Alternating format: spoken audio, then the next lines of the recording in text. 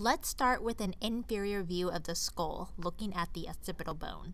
We have the magnum foramen. Foramen means round or oval hole. We have occipital condyle.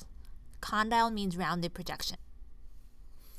You have two occipital condyles, one on either side of the magnum foramen.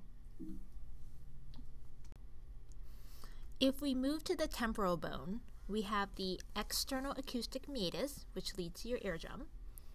Then there are several processes for muscle attachment. We have mastoid process, styloid process, zygomatic process, and finally we have the mandibular fossa, which is this indentation. Now let's take a look at the deep view of the skull. We will look at the ethmoid bone and sphenoid bone. On the ethmoid bone, we have the crista galli, which is the tiny ridge projecting upward, cribriform plate, which is this flat surface. On the cribriform plate, you find these tiny holes called the olfactory foramina. Foramen means hole. These tiny holes are for smelling odor molecule. On the sphenoid bone, we have the sella turcica, foramen ovale, which is the oval opening,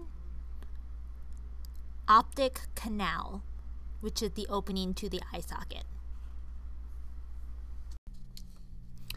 On the maxilla, you have the alveolar margin, which is your gum line that has the sockets for your teeth. If you look at the mandible, you have another alveolar margin.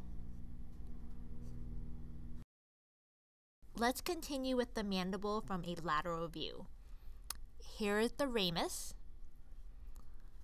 the mandibular condyle, which is the projection that articulates with the mandibular fossa of the temporal bone, and the coronoid process. If you look at the lower jaw, you will see the mandibular foramen on the ramus. The mandibular foramen is important for nerves to pass through for tooth sensation.